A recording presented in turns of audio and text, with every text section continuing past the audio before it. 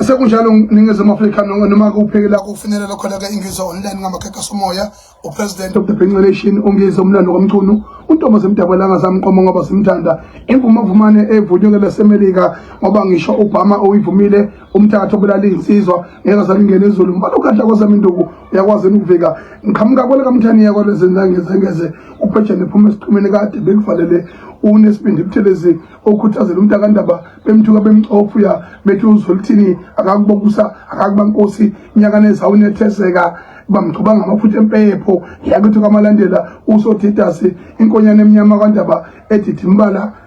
ngithi nganza kwethu sengingenile naba kanjeni into omnyama ongabede bazindwe ongabede bangonyama nabelembe bamembe lokhalipho nodumehlezi yamenzi utebula abafazi bamgqopho behlula befethu mlozini betha akakubusa kakubankosi inyanga nezawunethezeka njengamanje umlando wethu nenkinga esibhekene nazo ezweni zibucayi kakhulu yokuqala nje inkinga esibhekene nazo inkinga zabasebenzi bengazi mina ukuthi usize lungaka kwi-workplace ungcono umuntu ongasebenzi kunosebenzayo ngoba osebenzayo wonke amathemba umndeni wakhe uwabeka kuyena nezwe ukubeka kuyena nemthandazo ezabukazi ubeka kuyena ngakho ke bese kwenzeka imess esimangaliso lapho uhulumeni khona ekwazi ukuyoma eParliament eqamba amanga athi imisebenzi kulonyaka ukhuphuke ngamaphesenti angaka ekhuluma ngama-firefighters more than 10,000 the whole country asebenza 20 years a whole 2,000 rand akhushulelwa ngazi after 15 years bahola 3,000 rand ngenyanga uyagibela lo muntu wenza yonke into la abantu batrayiniwe makuthiwa kunemlilo eyiqubule emazweni ayizihlobo leningizimu Afrika bethunyelwe kuyona ko Canada sikhundleni sokuthi umuntu ungamunye ahole 700,000 le department noma le nkampani enikezwe ithenda yama firefighters eningizimu Afrika yonkana ewadeploy yonke indawo ekompumalanga i-based enespread empumalanga le kampani iyona nto le enza ukuthi uhulumeni wethu iqiniso lifihleke ngoba kunama red tape akhona kunabantu abama stumbling block imali yenkantolo icala lizowinwa in principle kodwa lifailwe icala ngokohlelo lokugwazelwa eBurkening Council yakwazelwa uLabor yakwazelwa inyunyana ungayishintsha kuze zibe u20 ziyagwazelwa ama agent abolile izikakhulukazi lawa angewona abantu abamnyama into ebaluleke ngendlela esimanga yokuthi siyibukisise lento yokuthi ama agent amandiya amabhunu abelungu aphethe abantu abamnyama abaku working place khona into eshiwo umalema ngoba lembongolo yabona lesalukazi seliphahluka iqiniso elijulileyo noma singakwazi ukulenza wathi umbala weParliament fana kube umbala weeconomy malema lento eshilo nguzwini afana wakithi wathi akwazi ukuthi sibe neParliament eli 80% black 20% white kodwa indlela yokuphila economy yethu is 80% white our economy and 20% black lo magama washilo malema uyaliphahluka iqiniso fana wami ngiyakubongela lapho ngithi leyo mazi wakho sengathi ngamile etsheni yanamhlanje amile etsheni yeNingizimu Afrika kuyi-workplace ngifica usizo lwesimanga ngifica abantu banama depression baneyinduna baphuka imino badlabazwe imishini amakula abathatha abajikele lapha abalahle lapha athi abasekho productive abalahle emveni kwalokho aqhubeke aqasha abanye abantu babe yito 20 years ngikhuluma ngomntu engihlangana nomuntu manje engafika mina la eThekwini ngizofunda isikole ngo1998 security namhlanje security uthi Macingwane ngicela ungikhiphe usizini ngithi ngiyamfanisa ngiyambona useshwabene yabona kaloku ukuthi ayikhona okay simusebe baningi kodwa ngiyambona nje ukuthi lo muntu lo baba ngiyamazi uthi lo leli sango wangishiya ngimikulo ngangihola ufike eThekwini ngangihola u1800 u800 rand u800 rand ngenyanga. Namhlanje ngihola u2500. Lokhu ngaba umantshingelana. Usizo olubhekele nabantu abaku security industry. Bafowethu yabona ngasheshe ngasho ukuthi ngiyahlanya. Yabona isimo ngisifike kule place singihlanyisa 10 times. Ngoba iyona mhlaba lo engize ngathi mina uyogcwala amabhida ngoApril. Wonke umuntu onesicucu sokuthi ngabe uyasebenza akasebenzi, noma ngabe plumbing, noma ngabe cashier, noma ngabe yini onayo, noma ngabe license, awunandlu, awusebenzi, unesicucu sokuthi ngabe uyasebenza, uyahlupheka. Ngithi sonke asihlangane namabhida ngoApril ngizoyikhipha idate. Ziyakhala manje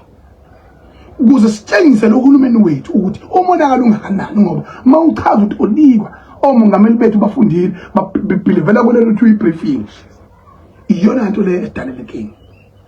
Sengishilo ngithi kusasa lokusayo ngisobe ngilapha Tiger Brands is the biggest company exhaphaza abantu kanti sibiyona ngolesihlanu basithembisileke baxhaphaza behlangene no Blue Agent. I-agent yakho Blue iqhaphaza abasebenzi laphana ayisebenzisi nalomthetho wakwa labor othi the last in first out. Awukwazi ukuyi-apply lo mthetho. Abantu abafundisa abantu umsebenzi ibona kanye abakhishwa kuqala bese kusala abantu abafundiswe umsebenzi. You are creating anger amongst employees. You are creating betrayal amongst employees. Abanye bayafa baphela emsebenzini usiza abalitholi. Ziningi inkampani engizoya kuzona, ilist ngiyiphethe, izikhalo ziningi zingaphezulu kwamandla ami. Anginawo amandla okuyaluza yonke izwe, kodwa ngiyafisa ukunisiza ngoba sengibonile iyadingakala i-independent body engalinkile kuma agent, engalinkile ku labor, engalinkile enyonyanyeni, independent, ngoba bonke laba bantu bayagwazelwa yikho izwe lethu linje lonakele. Ngakho ke kusasa lokusayo basithembisile ke phambi kwamaphoyisa ukuthi under oath ukuthi sizoba nomhlangano nabo lapha ku-testic emubeni kanye no Blue i-agent, ngoba bese kunesivumelwano phakathi kwabasebenzi kanye ne-management yakhona ukuthi wonke abantu abayitoho abasebenza ngaphansi kaBlue abaphume bonke ukuze kube fair kulabo bantu abasebenzayo, abangasebenzi, abamisiwe ngesidingo singekho. Nemali mayinyuka ngo-1 rand. Amanyala enzekalayo eku-workplace nakuma-department kahulumeni lezi zinto ziyenzeka. Security companies, kuma-cleaners, lezi zinto ziyenzeka. Khulumile-ke imbubo yakithi. Phongile imbubo yakithi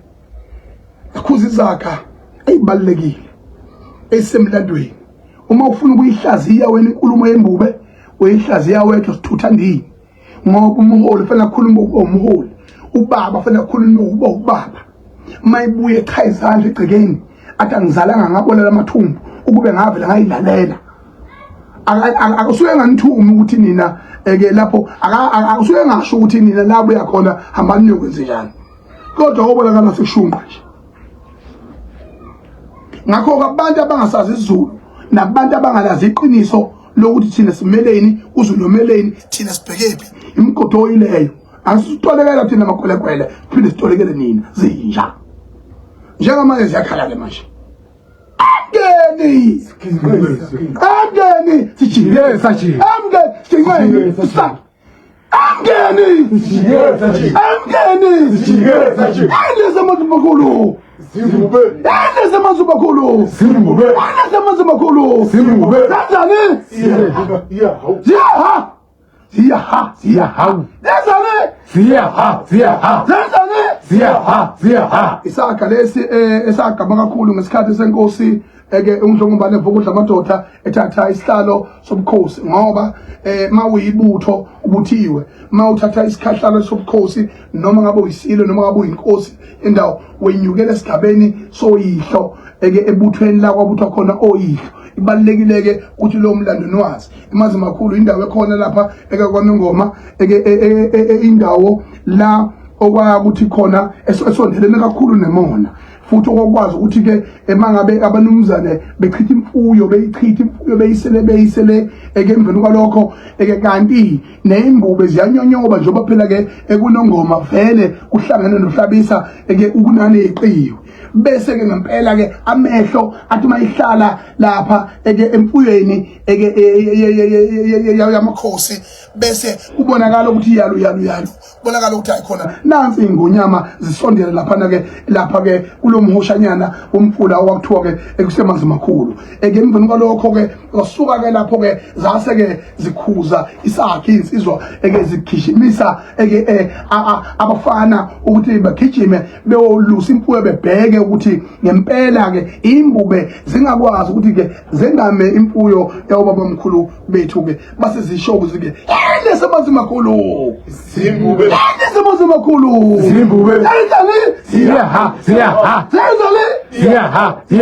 Athebunemngeni. Sijike sathi. Athebunemngeni. Sijike sathi. Ukhulumile mbuka ntombana vokudla amadoda umisizulo kwaZolitheni uqedile ngonyama yakithi engikucelayo kunye ukuthi nganza kwethu usukume sihlale ngqo emazweni esilo sithi sala mshana hamba kwelekwele sala mshana hamba kwelekwele akukho okunye esizokusho ngaphandle kokuthi siqondise inkulumo esishiwo isilo umlomo ongathethemanga ngoba ikakhulukazi bakwethu asingababhanqa abantu yebo sifa ngamvunya kodwa asayixuba izinto ubugebengu ubukhotheni ngoba kweyami ingane ayivumelekile mangena amaphepha aqondile ungena nje eclassini noma register ibe ingese South Africa mako bakhona inkinga ethize kodwa kubalekile ukuthi ubugebengu kube ubugebengu osikhotheni kube osikhotheni isigebengu siyaboshwa yonke indawo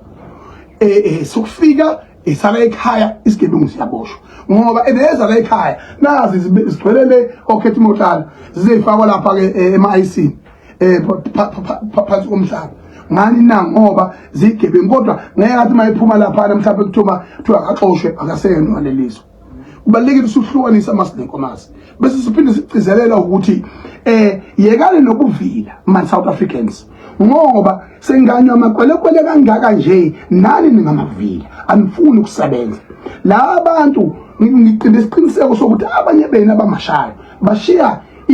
intombazane ekwelekwele iphekela ingane zakhe bashiya ingane yomfana wekwelekwele eluse inkomo zakhe bashiya umfana wekwelekwele ekhenika imoto zakhe ewasha imoto zakhe emagaraji basebenza ubusuku nemini bepestele izindlu zenu bakhe imizi yenu usuku nosuku laba abantu abangamakwelekwele bengaphumuli abaceli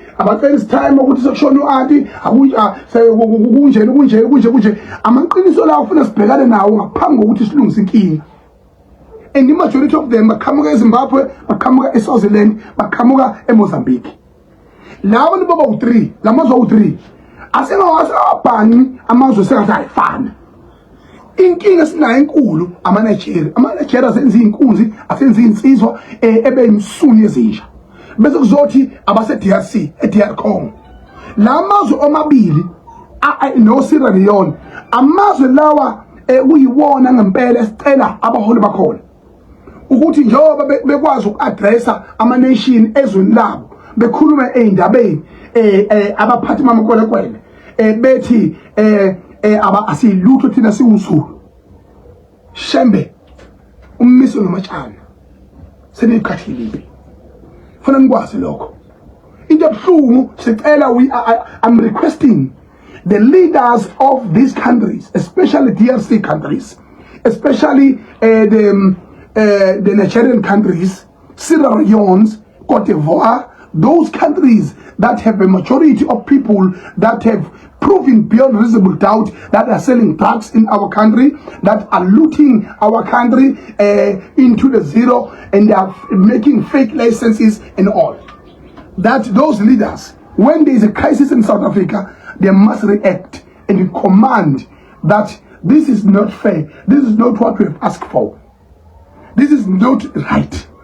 Ukuze leli qonde ngoba njengoba ngithule du mase benizolanda idumbu kulelizwe laseNingizimu Afrika nizobe selinami lokukhuluma ngiyangitshena mina umiso namatshana ngakho ke amazwe engibube asingawatoliki kodwa iqiniso kimi lokuthi sicela all the leaders of the neighbor countries that are abusing the access that are over comfortable in this country, they must fuck off. They must know and condemn the wrongdoings of these qualities. That's all. Kodwa futhi silimele iqiniso lokuthi alikho izwe liyophefumula ngaphandle kwelenyiso. Investors are allowed. Good relations are allowed. Njoba isilo sikhulumile sasakhuluma nango Bambatha uManqinza ukuthi hlukanani nokuthuka isilo hlonishwe zehlonishwe nentuthwane umuntu wesilo akuhlonishwa kade kwaqala lokho kwamina ngakhonjwa isilo phakathi endlini zeParliament akaze ngihlonishwa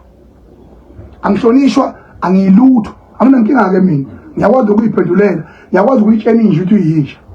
kodwa isilo sasingeke singikhombe phambi kweParliament isikhathi sithi nangu umongameli waMabheka ungise umlando mfoko kaMchunu phatha abantu bami Ule fanele nihloniphe ngiyazi ukuthi ipolitiki inifundise ukuthi kunalento ethiwa iprotocol Mphemba ndunankulu kaZulu ngikhuluma nawe manje uyasazi isimo esifike sakwehleka eSandlwane leso simo leso awukwazi ukuhabulwa ilangabi lomlilo kaZulu uhabulwe ilangabi lengonyama bese ungalishashazeli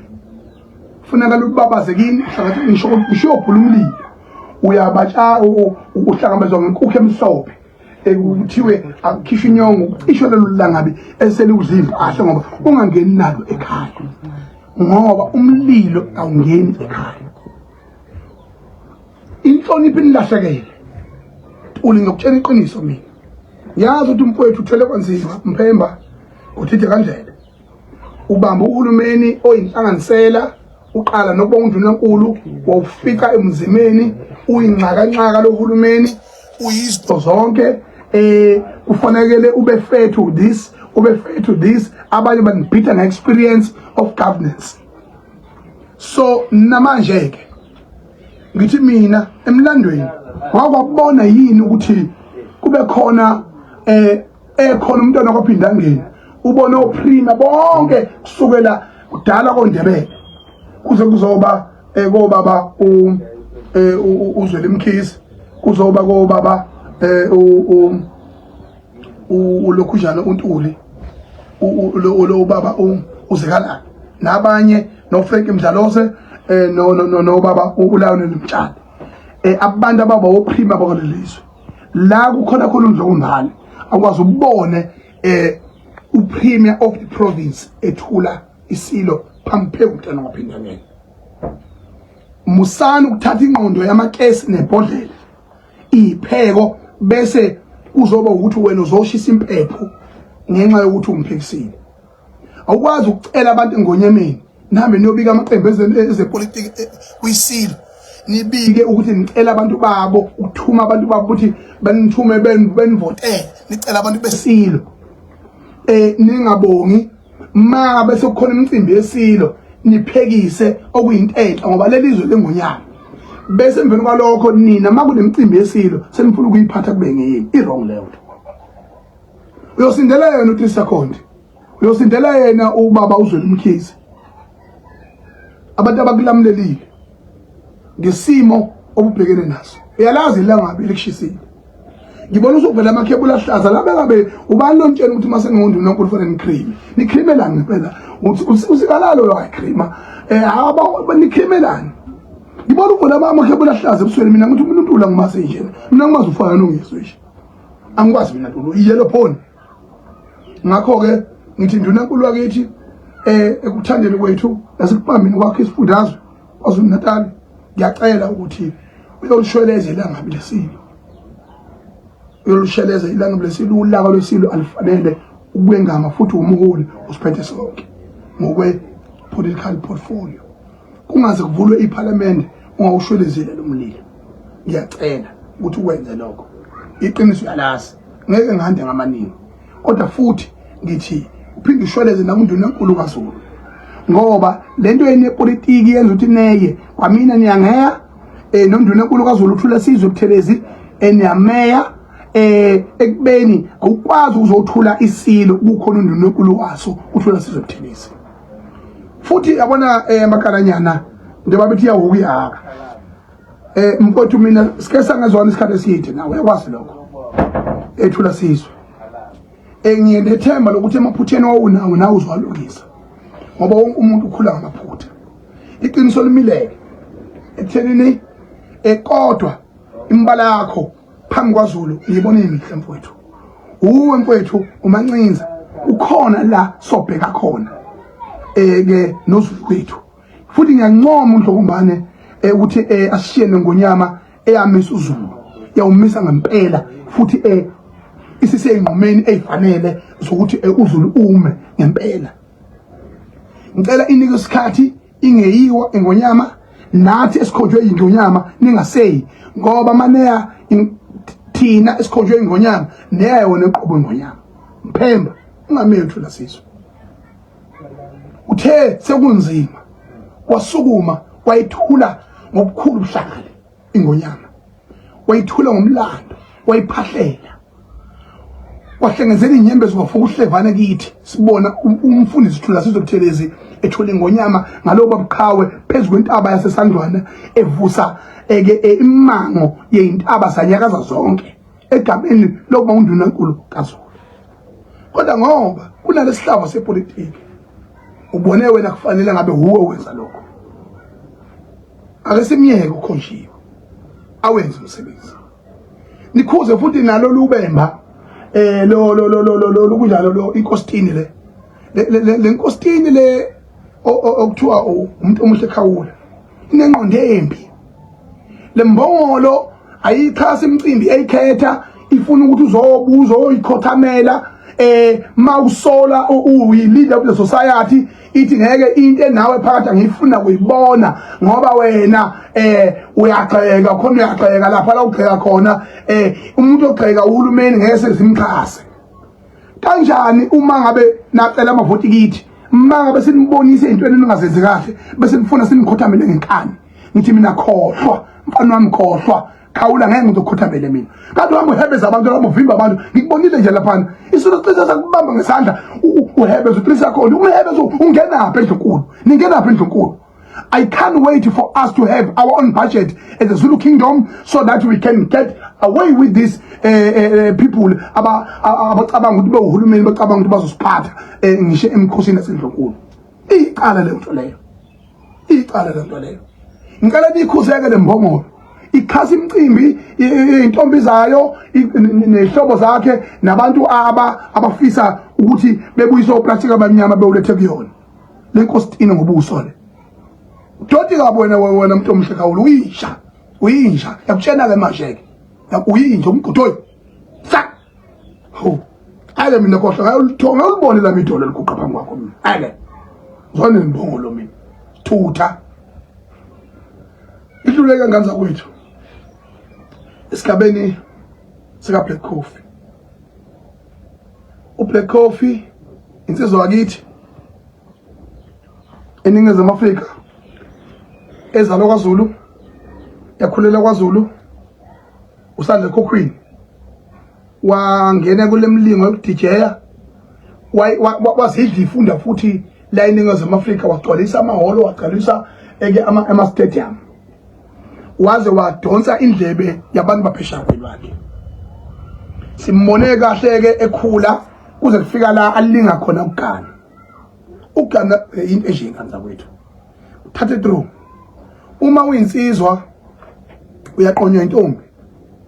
uyenzeka ingene ekhaya ngeduku ibatshazo kuthiwa onyono yebantwana imisele onyono emhlophe ekhaya mama uyibhinqa ebisa ibhinqa njengefege laseNingizimu Afrika uma ngabe iqomile endleleni kwenzeke mhlawumbe wayikhulelisa ke unecala fanele uhlawula umuzwe wendoda ngoba ufohla amacansi isifothi siba somnumzane sibiyiwe wantshontsha isithole unecala inhlawulo iyodwa ayisho ubunini bengane uhlawula icala kuba inkomo embili nembuzi embili ugeza intombi ugeza umusi bese kuba inkomo kamama bese kuba inkomo kababa yokwazi ukuhlawula abanye babizwa ngombhubuzo eyihlatshelwa ngaphandle komuzi leyo iprocess eso punishment yokuthi isigebengu esibanjwe nemali ye heist siyaboshwa kodwa imali akusho ukuthi ekugotshweni kwaso sesinelungelo laleyo mali itholakala noma ingatholakala leyo mali leyo still fanele iyoba under estate bayiclaim abanikazi bayo ngokuyazi noma ngokulandela usiko impilo lwakho ngakho ke namanje ke ukuganwa uthi mayise uyithandeleke leyo ntombi bese futhi uyayilobola ukulobola ke ngiyibona nje abanye bethi bawolobola bese befakelwa ikhafu belethela ukudla bengamasoka belethela ukudla ezimotweni yonke le nto le yitayela lezo makuyindlela yokunandisa ilungile kodwa ke kuyicala ukudla komuzi wendoda la uthatha khona umlobokazi ungayiniki imidlabuza kuyicala lokho ngokosiko kuphambene ngoba la nginivulela isikole sosiko bese ngizothi isigaba sesibili mawuqeda ukulobola bese uthola ukuthi isitho somnumzane singakanani nentombi uyifica isaphelele yini na ngokosiko ke leka somtsewu uyeke kwathiwa inkomo asibe u11 ngakho njalo udaba lolo ufanele sikulungise ukuthi sokulungisa kanjani ngelinye ilanga kodwa ngizokhuluma mina ngento eniyaziyo kwamanje kodwa ayikaze saba u11 from the beginning bese kulotsholwa amaqedileke bese intombi yabuya izogqiba amasono alezo nkomo kuze ize nodade wabo ize namaqhikiza mayifika namaqhikiza ayo okubalekile ukuthi akube khona ukuthi lo muntu akuwona lamakwelekwele lawa aqonywe odade wethu na umuzi wakhile hayi impela unezihlobo zakhona bafikele basekhaya konina bafikele basethanethaneni kwaku ukobho lokwazi ukuthi ngalesikhathi sizogqiba amasondo babona ukuthi ngempela ingane yethu iqome endaweni kahle yini ukhona yini umuzi lapho na izofika ihlale kahle yini siphatheke kanjani injalo nje izosakithi hlala ngankotha hlala ngolimo hlaziya uciko lenkulumo ngakho ke into ebalekile ke isigaba ke sokuthi uma udlula kuleso sigaba sengqiba amasondo bese uhambisa izipho ngoba izipho lezo lekuthiwa ke umembezo mhlawumbe ke beshiya ke nephepha lokuthi cha bangaka abantu umembezo kumbeso bemnandi khweni lakho bese ke besho ukuthi cha ayimpela mawuqeda ukwembesa lapho mhlawumbe ke uyayikhehla intombi uma uyikhehla intombi awuyikhehli umkhehlo sikhuluma ngomkhehlo umkhehlo awenziwa usuku lomshado lungaziwa ngoba ibhudwa insoye ekhanda mayibhudwa insoye ekhanda bese beke inhloko lethu inhloko ekhanda ebomvu ingozi leyo isikhomba ukuthi manje isibhudwa insoyi okhombisa ukuthi manje isiyaphelezelwa ngishiya esitolo noma iyedolobheni yaphelezelwa ngoba isiyicala kusafuneki eke itholakale insizwe ezidlimithi seziyitholile zihamba nayo isibhudwa insoyi lapho yingakho sekufanele manje ke ibanjwe ngengaloba seliyaziwa nelanga lomshado nina nikhehla omakhehla shiye kade bekehlale ezigwili esifake kwamalonde anazi lutho ngibuza lutho nizimbongolo emveni kwalokho bese liyaphuma usuku lomshado maliphuma usuku lomshado udwendwe ngesizulu sakithi leli gama lothi umshado liqhamuka phi na uyakhumbula igazethi leyibizwa eyazagcina ibizwa kuthiwa i-Freedom Charter i-Freedom Charter isho ukuthi kunama clusters nama version of interpretations of law and culture that is applying to the society and the citizens of this country. For an example, mawuthi Freedom Charter okusho ukuthi i-clause yakhona mayithi Freedom Charter